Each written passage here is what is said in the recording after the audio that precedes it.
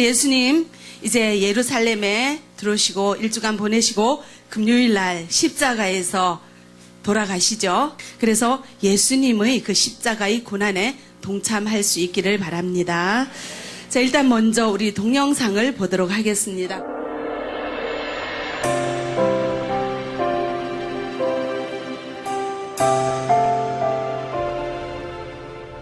잊을 수 없는 하나님의 사랑, 날 살리시려고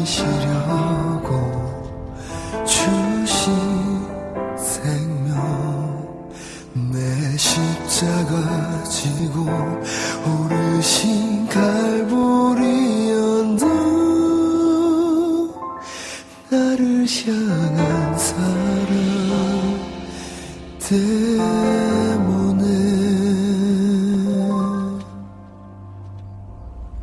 우리 때문에 생명 주셨고, 우리 때문에 고통 당하셨네. 우리 때문에 갈보리 오르셨네. 무지한 우리 때문에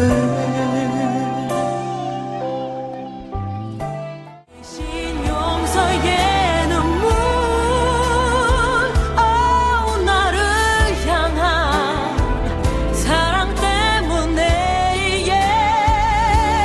우리 때문에 생명 주셨고, 우리 때문에 고통 당하셨네. 우리 때문에 갈보리 오르셨네. 무지한 우리 때문에 내가 살아야 할 이유 찾았네. 나의 삶을 모두 주께 드리는 것, 그가 날 위해 모든 것 주셨듯이 나의 삶을 주께 드리리. 주께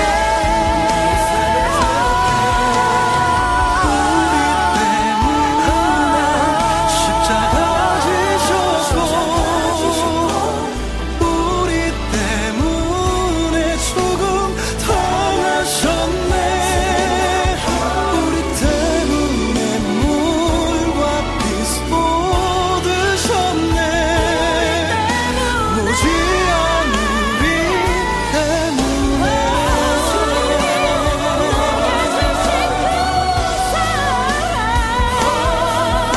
무지한 우리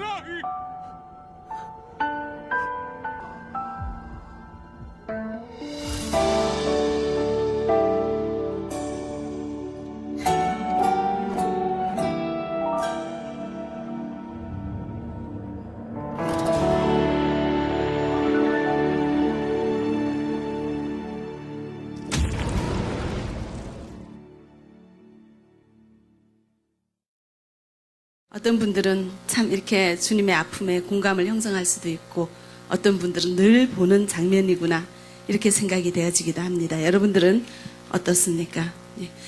우리 지난 시간에 예수님께서 겟세마네 기도를 하셨습니다. 이 땀이 땅에 떨어져서 핏방울이 되도록 기도하신 후에 이제 십자가를 질 것을 결심을 하시고 일어나가서 나가셨습니다. 자, 이때 유다가 대제사장들과 서기관들과 장로들에게서 파송된 무리와 함께 왔습니다. 그러면서 유다는 예수님께 입을 맞추었습니다. 그것이 신호죠. 이 사람이 예수다.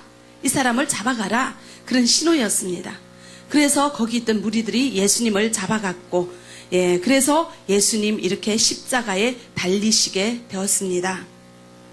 우리 예수님 손에 못을 박을 때 피가 흘렀고, 이 살점을 통해서 못이 지나갈 때 이 손이 그리고 뼈마디가 온몸이 얼마나 아팠겠습니까? 견딜 수 없고 참을 수 없는 그런 처절한 고통이 온몸에 전해졌을 것입니다. 그 고통을 견디시면서 우리 예수님 십자가에 있으셨습니다. 그런데 이것보다 더 고통스러운 일이 있습니다. 십자가에 달려 고통받으시는 예수님을 향해서 욕하는 사람들이 있습니다. 자, 어떻게 욕했습니까? 마가복음 15장 29절, 30, 31절 우리 한 목소리로 같이 읽어보겠습니다. 지나가는 자들은 자기 머리를 흔들며 예수를 모욕하여 이르되 아하 성전을 헐고 사흘에 짓는다는 자여 내가 너를 구원하여 십자가에서 내려오라 하고 그와 같이 대제사장들도 서기관들과 함께 희롱하며 서로 말하되 그가 남은 구원하였으되 자기는 구원할 수 없도다. 아멘. 자, 지나가는 자들이 자기 머리를 흔들며 우리 예수님을 모욕한다고 합니다. 이 머리를 흔든다는 것은 굉장히 강하게 조롱할 때 하는 그런 행동이죠. 그래서 사람들이 예수님을 얼마나 조롱하고 모욕하고 있는가를 잘 나타내주는 그런 표현입니다. 그리고 이들이 하는 말이 성전을 헐고 사흘에 짓는다는 자여 내가 너를 구원하여 십자가에서 내려오라 이렇게 얘기를 합니다. 이 말이 뭡니까? 십자가에 달려서 꼼짝 못하는 주제 무슨 사람을 구원하느냐? 내 몸 하나 구원하지 못하면서 어떻게 사람을 구원한다고 하느냐? 이렇게 사람들은 예수님을 비난하고 조롱하고 있습니다. 우리 예수님께서도 늘 말씀하셨습니다. 성전을 헐라 내가 사흘 만에 다시 일으키리라 이렇게 말을 했습니다. 예수님께서도. 그래서 유대인들은 이 말에 대해서 이렇게 얘기를 하죠. 이 성전은 46년 동안 지었거늘 어찌 너가 사흘 만에 일으키겠느냐 이렇게 비웃습니다. 그렇지만 예수님은 이 성전은 무엇을 의미합니까? 성전된 자기 육체를 말씀하시는 겁니다.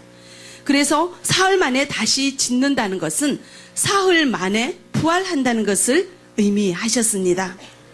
그래서 이 사람들은 예수님이 어떤 분인지, 무엇 때문에 이 세상에 오셨는지 이 하나님 나라의 비밀은 알지도 못한 채 우리 예수님을 십자가에 못 박아놓고 내 육체조차 구원하지 못하는 자가 어찌 성전을 사흘 만에 지을 수 있는가 조롱하고 있습니다. 천하의 예수님이 왜 십자가에 매달리시고 왜 이런 수모를 당하십니까? 예수님께서는 이 땅에 오신 목적이 이 십자가에 매달리기 위하여 이 땅에 오셨습니다. 이 십자가에서 피 흘리기 위하여, 그리하여 자기 몸을 사람들의 대속물로 주기 위하여 이 땅에 오셨습니다. 육체를 입지 아니하고는 피 흘릴 수가 없습니다. 그렇기 때문에 피 흘릴 수 있는 사람으로 이 땅에 오셨고, 그래서 십자가에서 피를 흘리고 계십니다. 왜 피를 흘려야 할까요? 사람들은 죄가 많습니다. 이 죄 많은 사람이 하나님 앞에 직접 나갈 수 없기 때문에 구약에서는 수많은 짐승의 피를 흘리면서 사람의 죄에 대해서 하나님께 용서를 구했습니다. 날마다 죄를 고백하고 죄를 씻으며 죄를 용서함 받아야 살 수 있는 죄 많은 인생이기에 이 재물을 가지고, 짐승이라는 재물을 가지고 하나님 앞에 나아가야 했습니다.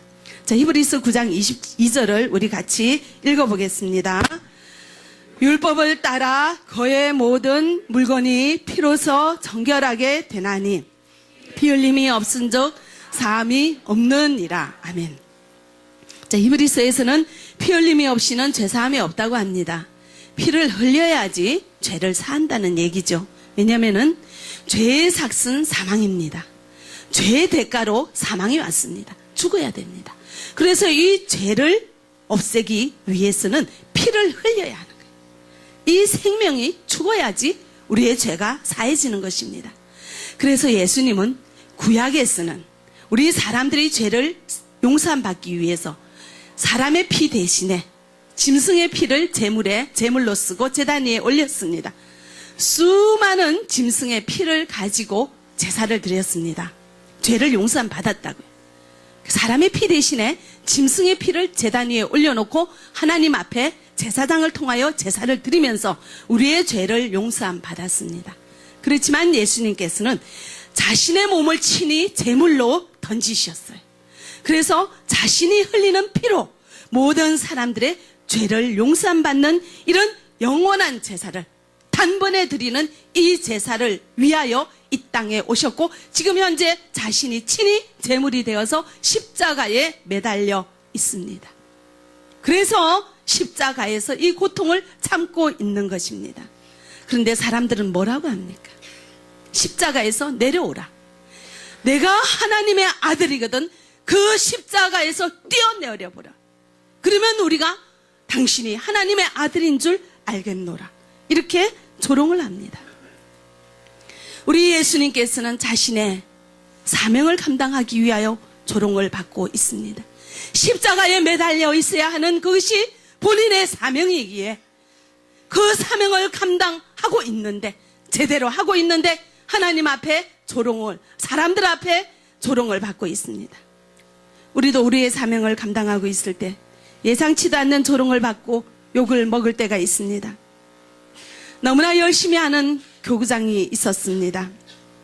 열심히 한다고 했는데 이단에 빠진 교구 식구 때문에 말썽이 생기게 되었고 이 교구장이 억울한 소리를 듣게 되었습니다. 그런 사건이 생긴 후에 교구장을 내려놓고 나는 이제 더 이상 교구장을 하지 않겠다. 예배는 드리지만 하나님 앞에 더 이상 이런 헌신은 할 수 없다 하면서 아직까지도 버티는 사람이 있습니다. 여러분은 어떻습니까? 여러분들은 욕먹으면 더 이상 하나님 일 할 수 없습니까? 자, 예수님은 어떻게 하십니까? 내가 이런 욕을 먹을 사람이 아니다. 내가 어떤 사람인가 보여줄까? 내가 무엇이든지 할 수 있는 사람이다. 내가 바다 위를 걸을 수 있고 죽은 사람을 살릴 수 있는 능력의 사람이라는 것을 보여주기 위하여서 그 십자가에서 뛰어내리셨습니까? 십자가를 내팽개치고 누가 감히 나를 이렇게 대우하느냐? 누가 나에게 이런 수모를 주느냐? 호통을 치면서 그렇게 괴롭혔던 사람들에게 징계를 하면서 벌을 내리면서 엄한 호통을 칠 수 있는 예수님께서 그렇게 하셨습니까?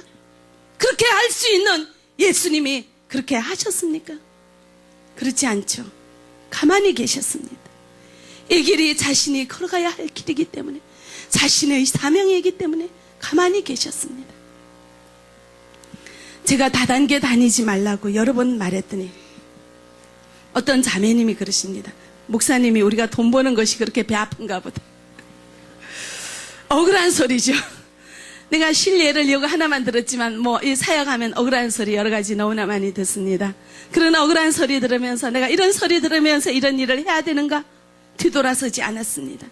그렇게 말하시오. 나는 더 말하겠습니다.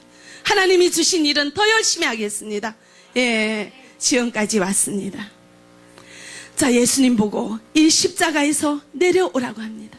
사람을 구원할 사람이 자기 몸부터 구원해보라고 합니다. 아무것도 모르는 사람들이죠.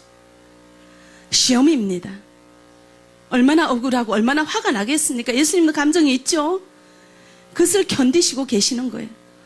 예수님은 이전에 또 이런 시험을 또 당했습니다. 공생애를 처음 시작할 때 이런 시험을 하였죠. 마귀가 우리 40일 금식한 예수님을 이끌고 광야로 가서 시험을 했습니다. 마태복음 4장 5절 6절 우리 같이 읽어보겠습니다. 이에 마귀가 예수를 거룩한 성으로 데려다가 성전 꼭대기에 세우고 이르되 내가 만일 하나님의 아들이어든 뛰어내리라. 뒤에 말 생략했고요.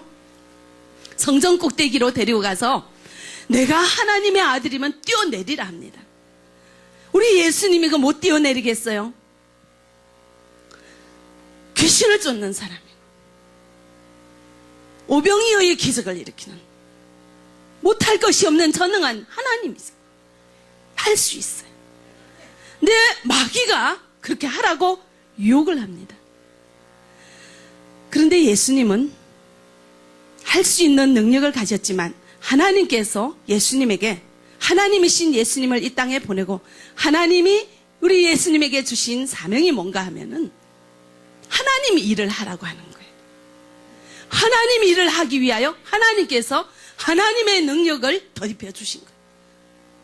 그런데 자, 그 자리에서 성전 꼭대기에서 뛰어내리면은 누구 얼굴이 빛나요? 예수님이 나 이런 사람이다. 자, 그게 하나님 일하고 상관없죠. 그 자리에서 자기의 공명심을 나타내는 거예요. 자기의 능력을 자랑하는 거예요. 자기를 떵떵거리면서 사람들 앞에 그 마귀 앞에 나타내는 거예요.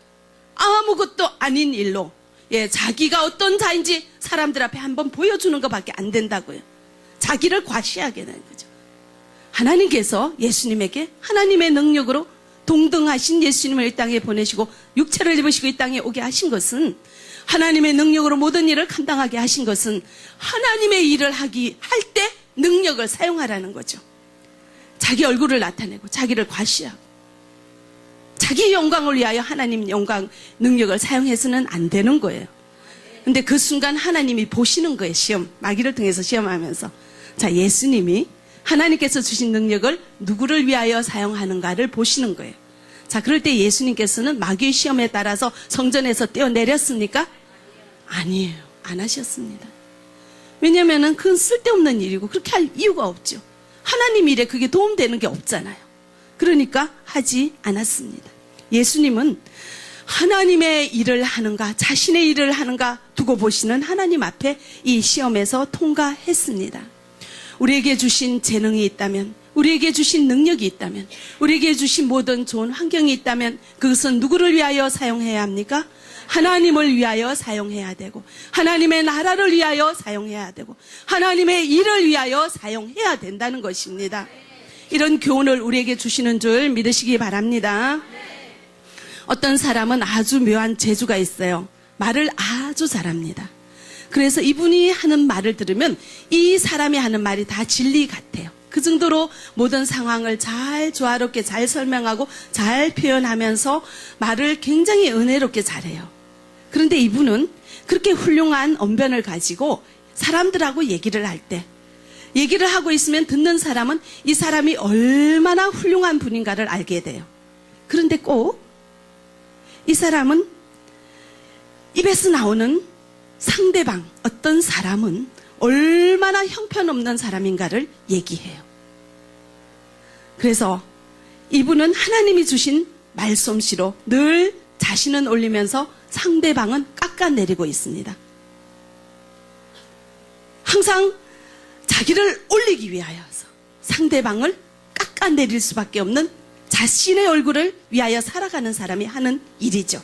만약에 이 사람이 하나님이 주신 말솜씨로 다른 사람을 세워가며 하나님 나라를 소개하며 살아간다면 얼마나 하나님 앞에 풍성한 삶을 살 수가 있겠습니까?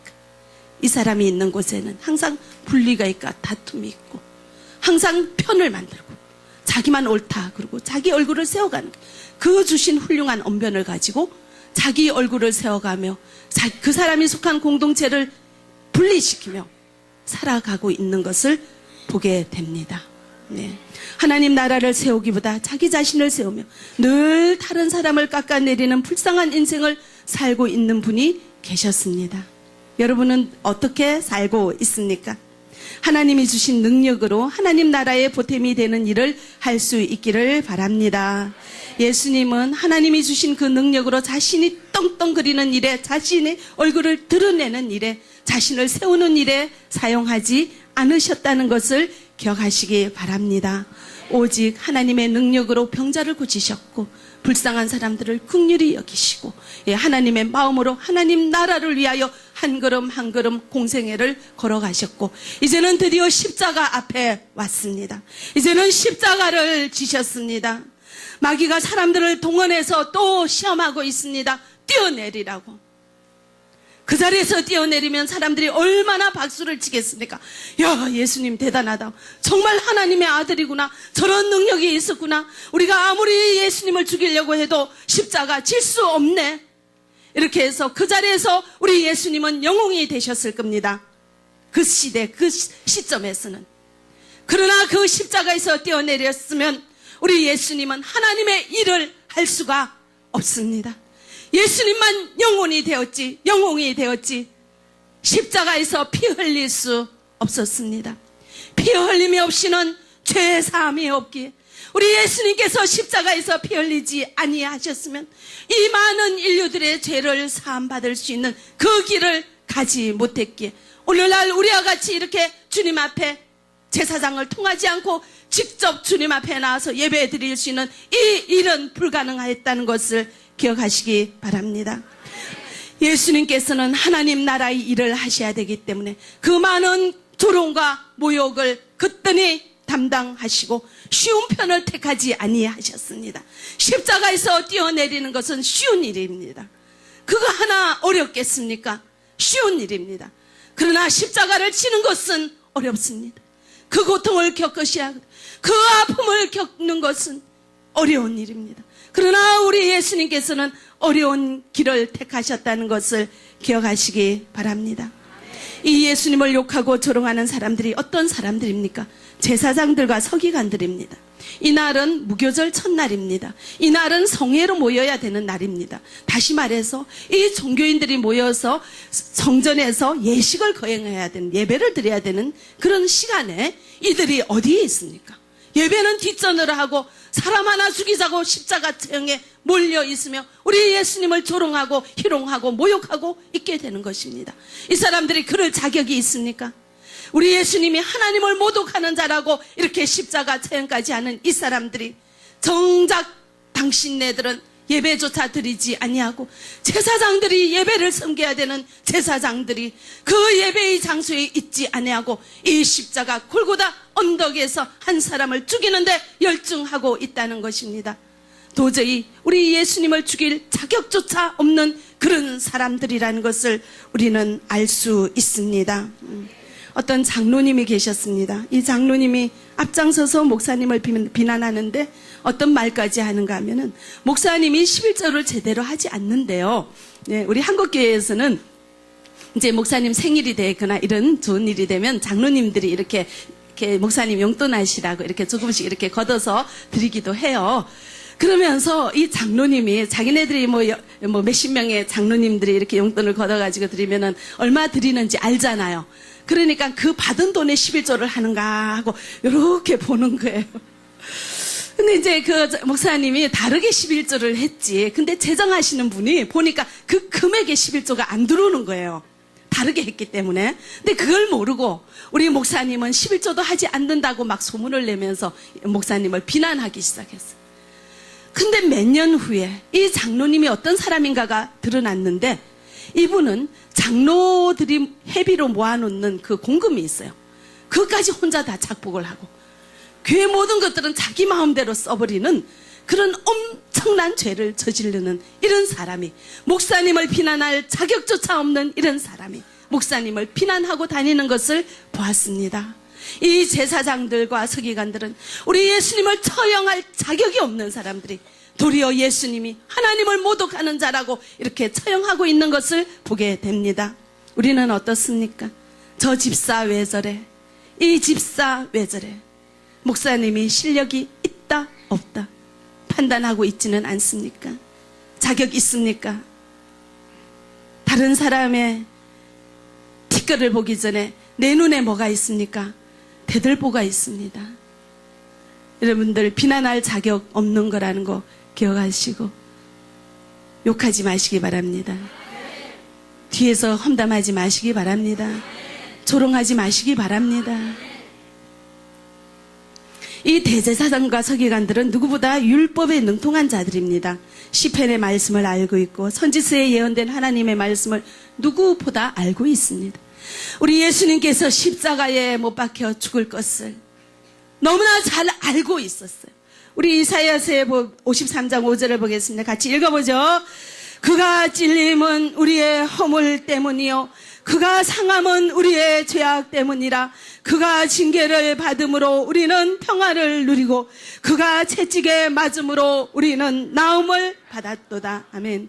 이사야는 예수님이 태어나기 700년 800년 전의 사람입니다. 이 이사야는 예언을 합니다. 예수님께서 십자가에서 이렇게 찔리고 고통당하실 것을 예언합니다.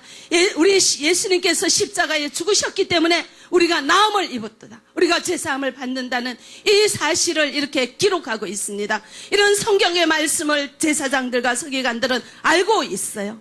그렇지만 내 앞에 있는 그 사람을, 내가 그 성경을 응하기 위하여 그 사람을 채찍하고 있는 이 사실을 알지 못하고 무지한 자로 예수님을 죽이고 있습니다. 이사야서는 또 이야기합니다. 이 예수님께서 왜 이 땅에 오셨는가 이야기하고 있습니다. 이사야서 61장 1절 같이 읽어보죠. 주 여호와의 영이 내게 내리셨으니 이는 여호와께서 내게 기름을 부어사 가난한 자에게 아름다운 소식을 전하게 하려 하심이라. 나를 보내사 마음이 상한 자를 고치며 포로된 자에게 갇힌 자유를, 갇힌 자에게 노임을 선포하며. 아멘.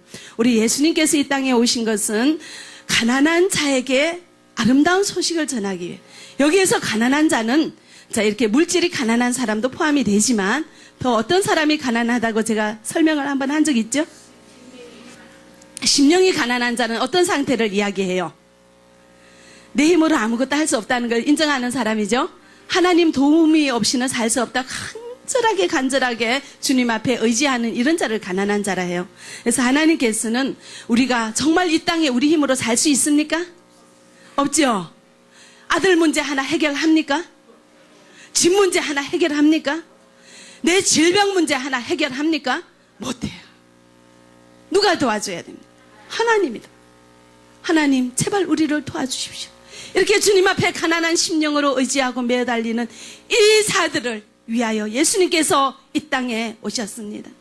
마음이 상한 자라는 것은 죄책감과 두려움과 불안에 떨려서 우리 마음이 너무나 아프고 공고한 그런 상태를 이야기하죠. 이렇게 마음이 상한 자를 위하여 우리 예수님 이 땅에 오셨습니다. 고쳐주시려고. 그리고 보시면은 또 포로된 자에게 자유를. 이스라엘 백성들이 바벨론으로 포로되어 갔죠. 그것을 의미하기도 하지만 여기에서는 또 어떤 의미가 있는가 하면은 우리가 사실은 물질의 포로가 되어 있죠. 욕망의 포로가 되어 있죠. 욕망의 노예가 되어 있죠. 지난번에 어떤 분 간증하는데 아무리 벌어도 만족함이 없었다고 얘기를 했습니다. 자, 그래서 교회 다니기 전에는 아무리 벌어도 만족함이 없었어요. 자꾸만 더 높이 보고 더 높이 보니까. 그죠? 우리가 누구의 포로가 되어 있습니까? 욕망의 포로가 돼요. 물질의 포로가 되어 있어요.